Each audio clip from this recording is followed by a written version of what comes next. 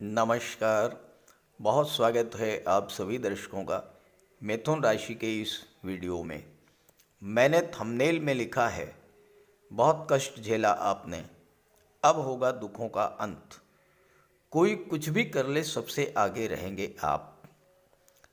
और ऐसा मैंने क्यों लिखा है, इसके पीछे बहुत बड़ा लॉजिक है, बहुत बड़ा कारण है।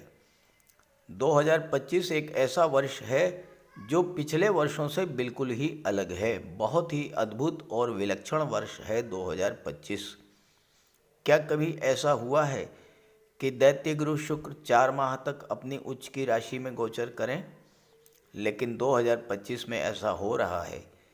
क्या पिछले वर्षों में ऐसा हुआ कि गुरु मात्र 5 माह में ही राशि परिवर्तन कर लें? लेकिन 2025 में ये भी हो रहा है।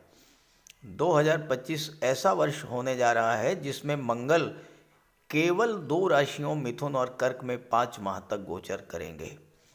2025 एक ऐसा वर्ष है जिसमें गुरु, शनि, राहु, केतु चारों ही ग्रह राशि परिवर्तन करेंगे, जबकि पिछले वर्ष केवल देवगुरु ने ही राशि परिवर्तन किया था। जब इतनी विशेषताओं से परिपूर्ण है 2025, तो स्वाभाविक रूप से इसके फल भी बिल्कुल अलग होंगे। तो समझते हैं कि मिथुन राशि के जातकों को 2025 में क्या क्या बड़े लाभ मिलने जा रहे हैं। तो ये है मिथुन राशि के जातकों की कुंडली। पहले मैं आपको 2025 का ग्रह गोचर समझाता हूँ। इससे आप समझ पाएंगे कि 2025 पिछले वर्षों से क्यों है बिल्कुल अलग। देखिए, शनिदेव आपके कुंडली में नवम भाव में गोचर कर रहे हैं और 29 मार्च को शनि का गोचर दशम भाव में होगा, देवगुरु की राशि मीन राशि में। राहु जो मीन राशि में गोचर कर रहे हैं 29 मई को नवम भाव में आ जाएंगे। देवगुरु बृहस्पति 12वें भाव में हैं, 14 मई को लग्न में आएंगे, 18 अक्टूबर को धन के भाव में और 5 दिसंबर को पुनः लग्न में आ जाएंगे। केतु जो कि चौथे भाव में हैं 29 मई को 5वें भाव, तीसरे भाव में आ जाएंगे। ये तो है राहु, केतु, शनि और गुरु का गोचर। आपके लिए जो सबसे महत्वपूर्ण गोचर है वो है दैत्य गुरु शुक्र का, क्योंकि दैत्य गुरु शुक्र मिथुन राशि के लिए प्रबल योग कारक हैं। और 2025 में शुक्र 4 महीने तक अपनी उच्च की राशि मीन राशि में गोचर करेंगे दशम भाव में, और यहाँ पर मालव्य राजयोग बनाएंगे 28 जनवरी से 31 मई तक।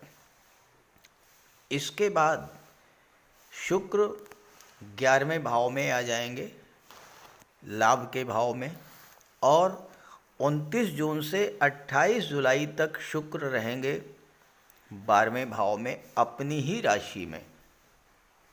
और यहाँ पर देवगुरु हट चुके होंगे, शुक्र अकेले होंगे 12वें भाव में। शुक्र बहुत अच्छा फल प्रदान करते हैं और अपनी ही राशि में है, इससे अच्छी बात क्या हो सकती है। इसके बाद 13 सितंबर से 27 अक्टूबर तक शुक्र 5वें भाव में गोचर करेंगे और यहाँ भर त्रिकोण के भाव में होंगे और अपनी ही राशि में होंगे, तुला राशि में। तो इस तरह से पूरे वर्ष 2025 में शुक्र का गोचर आपके लिए बेहद महत्वपूर्ण है। इसके अलावा देवगुरु बृहस्पति 2025 में अतिचारी हो रहे हैं। आपके लग्न में केवल 5 महीने में राशि परिवर्तन कर लेंगे। लग्न भाव में 14 मई को आएंगे और 18 अक्टूबर को यहाँ से धन भाव में चले जाएंगे। अत्यंत तीव्र गति से गतिमान रहेंगे और उतनी ही तेजी से आपको फल भी प्रदान करेंगे। मंगल केवल 2 राशियों में मिथुन और कर्क में 5 महीने तक गोचर करेंगे। 21 जनवरी को मिथुन राशि में आएंगे और 7 जून को सिंह राशि में चले जाएंगे। मंगल 5 माह तक लग्न और दूसरे भाव में गोचर करेंगे। तो ये तो है मिथुन राशि का 2025 का ग्रह गोचर। अब समझते हैं कि 2025 में आपको किस तरह से कौन कौन से बड़े लाभ मिलने जा रहे हैं। पहले मैं आपको ये समझाऊंगा कि ऐसा क्या था जिसके वजह से पिछले वर्षों में आपको तमाम परेशानियां झेलनी पड़ी, और अब ऐसा क्या होने जा रहा है जिससे आपको उन परेशानियों से राहत मिलेगी। सबसे पहले शनिदेव की बात करते हैं। देखिए, शनिदेव आपकी कुंडली में 8वें भाव के स्वामी होकर के 9वें भाव में गोचर कर रहे थे। शनि आपके लिए अच्छे हैं, आपके लिए योग कारक हैं, लेकिन समस्या कहाँ पर थी? समस्या ये थी कि शनि की दृष्टियाँ शत्रु राशि पर पड़ रही थीं।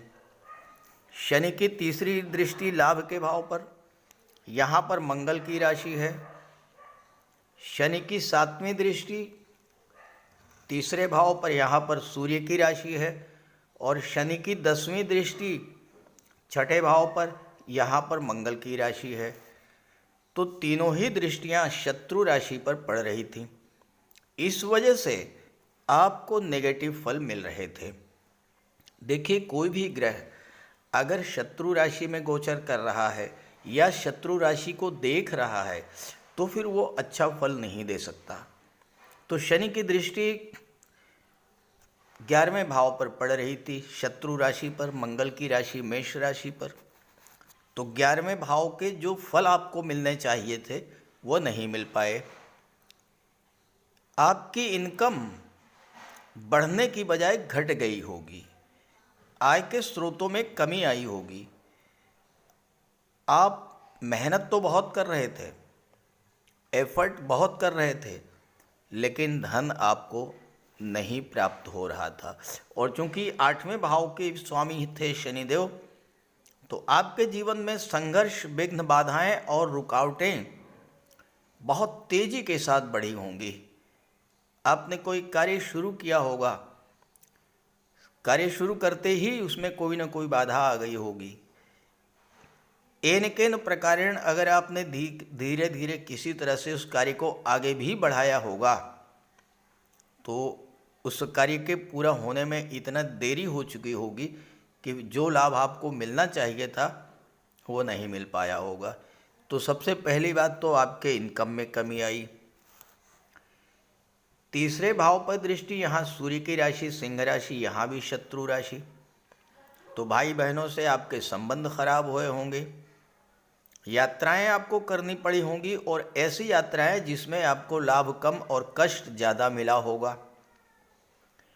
और 6ठे भाव पर जब शनि की दृष्टि पड़ी, यहाँ भी शत्रु राशि है, तो यहाँ भी नेगेटिव फल मिले होंगे। आर्थिक समस्याओं से आप इस कदर परेशान हुए होंगे कि हो सकता है कर्ज लेने की स्थिति बनी हो, कोई कोर्ट कचहरी का मैटर भी आपके पीछे पड़ गया हो।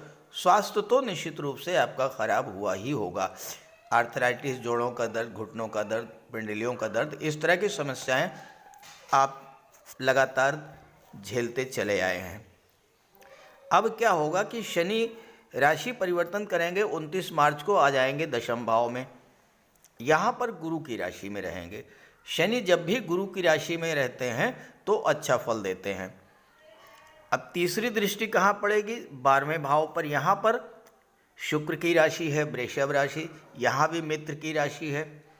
7वीं दृष्टि पड़ेगी चौथे भाव पर, यहाँ पर बुध की राशि है, यहाँ भी मित्र राशि है। और 10वीं दृष्टि पड़ेगी 7वें भाव पर, यहाँ पर गुरु की राशि है जिससे संबंध है। तो इस वर्ष क्या है कि शनि का गोचर आपके लिए विशेष लाभ देने वाला होगा।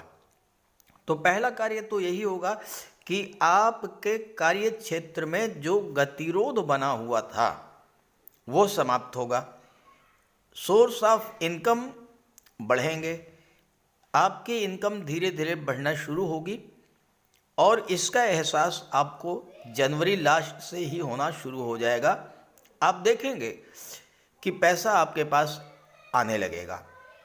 और चूंकि शनि 8वें भाव के भी स्वामी हैं और नवम के भी स्वामी हैं, 8वें और 9वें भाव का स्वामी जब 10वें भाव में गोचर करता है तो भाग्य का भी साथ मिलता है और डूबा हुआ पैसा भी मिलता है।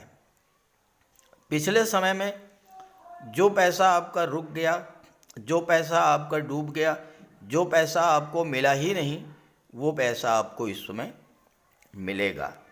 12वें भाव पर दृष्टि यहाँ शुक्र की राशि है, मित्र की राशि है, तो विदेशों से आपको धन लाभ होगा, विदेश जाने के आपके सपने पूरे होंगे।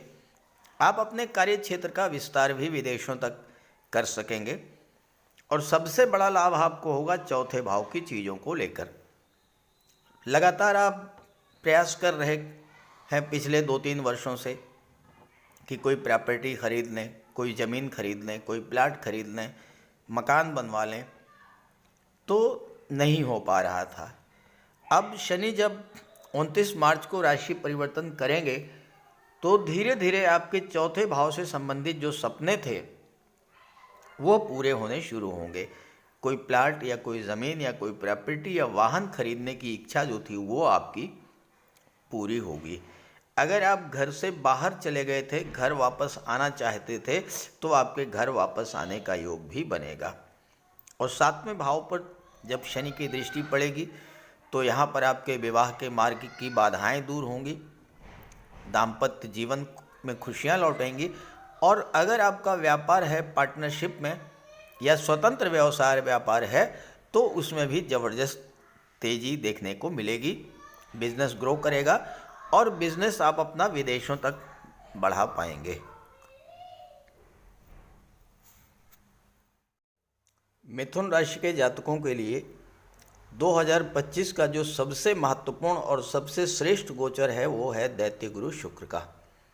शुक्र आपके राशि के स्वामी बुध के मित्र हैं, आपके लिए प्रबल योग कारक हैं और पूरे वर्ष 2025 में शुक्र का गोचर बेहद महत्वपूर्ण है।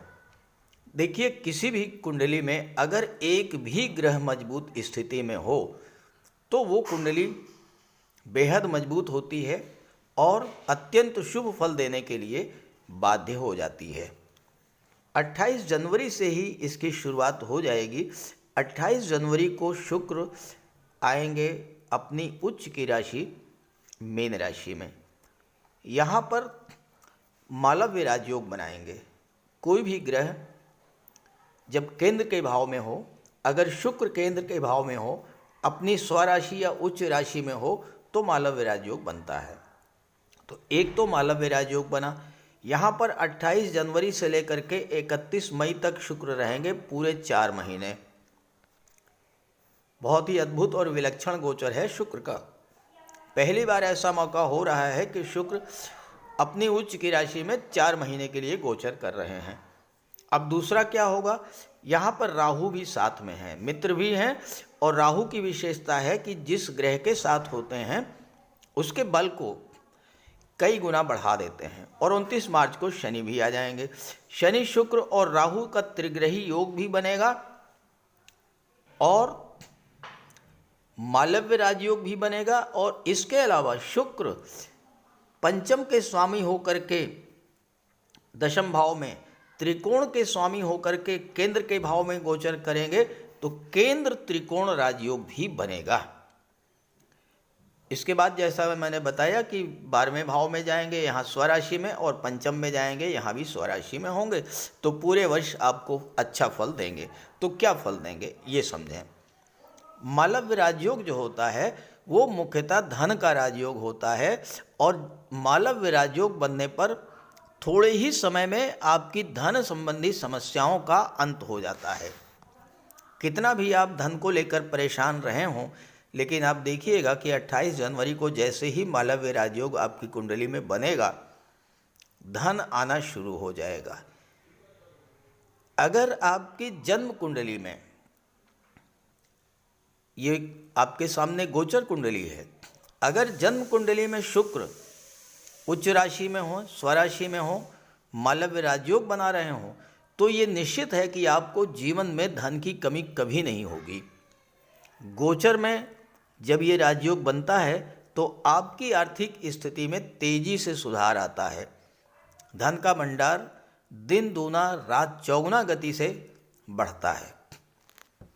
शुक्र दशम भाव में है। दशम भाव क्या है? आपका कर्म भाव है, कैरियर का भाव, प्रोफेशन का भाव है। और शुक्र क्या है? कला और सौंदर्य के कारक हैं। तो कला और सौंदर्य से संबंधित क्षेत्रों में कार्य कर रहे जातकों को विशेष लाभ मिलेगा। इसके अलावा शुक्र प्रेम और आकर्षण के ग्रह हैं। मालव्य राजयोग बनने पर आपका लगाव आपके कैरियर, आपके प्रोफेशन, आपकी शिक्षा, आपकी संतान, आपके बिजनेस और अपने जीवन साथी के प्रति लगाव कई गुना बढ़ जाता है। आप अपने कैरियर प्रोफेशन के प्रति पूरी तरह से समर्पित होंगे। व्यापार व्यवसाय में पूरे मन से काम करेंगे। संतान और जीवन साथी के प्रति आप गहरा लगाव महसूस करेंगे। और अगर आप रिलेशन में हैं तो रिलेशन में भी प्रेम, आकर्षण और समर्पण की भावना बढ़ेगी और विवाह का भी योग बनेगा। अगर आपकी जन्म कुंडली में शुक्र मजबूत हुए तो गोचर में मालव्य राजयोग बनने पर आपको glamour industry, film industry, modelling, TV serial, TV anchoring, photography, videography के क्षेत्र में भी विशेष सफलता आपको मिल सकती है। शुक्र आपके सपनों, आपके इच्छाओं को प्रदर्शित करते हैं। मालव्य राजयोग बनने पर आपकी कोई पुरानी इच्छा, चाहे वो धन संबंधी हो, संतान संबंधी हो, विवाह की इच्छा हो, प्रॉपर्टी या वाहन की इच्छा हो, कोई ना कोई इच्छा ज़रूर पूरी होती है। नए घर, नए वाहन, सुख सुविधा के साधनों की प्राप्ति होती है इस राजयोग के बनने पर। और चूंकि चौथे भाव पर शुक्र की दृष्टि पड़ रही है तो इन 4 महीनों में घर में सुख सुविधा के साधन बढ़ेंगे। घर का डेकोरेशन कर सकते हैं, घर का विस्तार कर सकते हैं, घर में सुविधा, सुख सुविधा के साधन आप ला सकते हैं। और सबसे बड़ी बात यह है कि घर का माहौल बिल्कुल शांत रहेगा और घर में, घर के सदस्यों के बीच प्रेम और आकर्षण बढ़ेगा। जब शुक्र 12वें भाव में गोचर करेंगे 29 जून से 28 जुलाई तक, तो 12वें भाव में शुक्र अति विशिष्ट कारक होते हैं। यहाँ पर विदेशों से आपको धन लाभ कराएंगे, विदेशी व्यापार से आपको लाभ मिलेगा। और कला के क्षेत्रों से अगर आप जुड़े हुए हैं तो विदेश जाने का भी आपका योग बनेगा। और 13 सितंबर को जब पंचम भाव में आएंगे तो ये समय लव रिलेशंस के लिए बहुत अच्छा रहेगा। संतान प्राप्ति की इच्छा पूरी होगी, विवाह का सपना आपका पूरा होगा और छात्रों के लिए भी सफलता के योग बनेंगे। देवगुरु का गोचर भी आपके लिए पिछले वर्ष अच्छा नहीं रहा, क्योंकि गुरु का गोचर शत्रु राशि में है। और देखिए, जब भी कोई ग्रह शत्रु राशि में गोचर करता है तो अच्छा फल देने में सक्षम नहीं होता। अब यहाँ गुरु एक तो 12वें भाव में थे, दूसरे शत्रु राशि में थे, तो पहला प्रभाव तो यही पड़ा होगा कि आपके खर्चे अनियंत्रित हो गए होंगे, खर्चे बेहिसाब बढ़ गए होंगे और धन की आगम की स्थिति बिल्कुल घट गई होगी।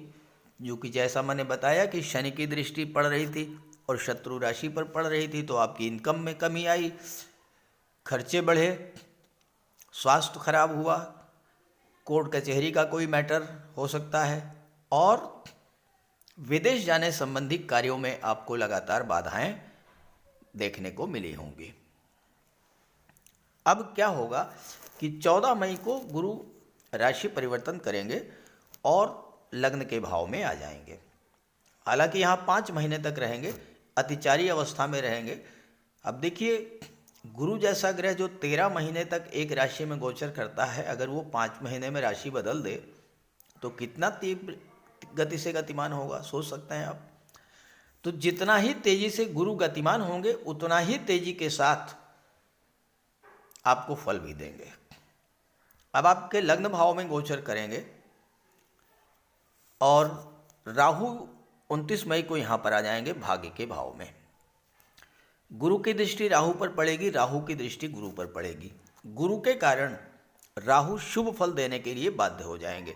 तो एक तो भाग्य का साथ मिलना शुरू हो जाएगा। अगर भाग्य आपका साथ नहीं दे रहा था तो अब आपका भाग्य बुलंदियों पर होगा, पिता का सहयोग मिलेगा, बॉस सीनियर से आपके संबंध अच्छे होंगे। और सबसे बड़ा जो परिवर्तन आपके अंदर आएगा वो ये होगा कि आपकी डिसीजन मेकिंग क्षमता बढ़ेगी, निर्णय लेने की क्षमता बढ़ेगी, सही फैसले आप ले पाएंगे। वो चाहे प्रॉपर्टी को लेकर के हो, इन्वेस्टमेंट को लेकर के हो, धन को लेकर के हो, संतान को, शिक्षा को, जीवन साथी को, लव रिलेशंस को, कैरियर और प्रोफेशन को लेकर किसी भी तरह का कोई भी निर्णय आप बिल्कुल सही निर्णय लेने में सक्षम होंगे। और चूंकि सप्तम पर गुरु की दृष्टि पड़ेगी, अगर आप अविवाहित हैं और विवाह का सपना आपका पूरा नहीं हो पा रहा था, आप देखिएगा 14 मई से 18 अक्टूबर के बीच बहुत तेजी के साथ रिश्ते भी आएंगे और आपका विवाह भी हो जाएगा। बिजनेस पार्टनर भी आपको इस गोचर काल में अच्छे मिलेंगे। 5वें भाव पर गुरु की दृष्टि पड़ेगी। छात्रों के लिए समय बहुत अच्छा रहेगा, ज्ञान में वृद्धि होगी, पढ़ने की, सोचने की, लिखने की, समझने की क्षमता बढ़ेगी। और संतान प्राप्ति के जो लोग इच्छुक हैं उनको संतान की भी प्राप्ति होगी। और भाग्य भाव पर गुरु की दृष्टि पड़ेगी तो मैंने पहले ही बताया कि आपको भाग्य का साथ मिलेगा। इस समय यात्राएं भी आप करेंगे और हो सकता है कि किसी धार्मिक यात्रा पर आपको जाना पड़े, या किसी बिजनेस टूर पर जाना पड़े, या किसी ऑफिशियल टूर पर आपको लंबी यात्रा करनी पड़ सकती है, लेकिन वो यात्राएं आपके लिए फलदायी होंगी। तो इस तरह से आप देखेंगे कि मिथुन राशि के लिए 2025 बिल्कुल यू टर्न लेकर के आ रहा है। इस गोचर का लाभ उठाइए और ये वीडियो, ये जानकारी अपने साथियों, मित्रों को भी शेयर कीजिएगा। नमस्कार।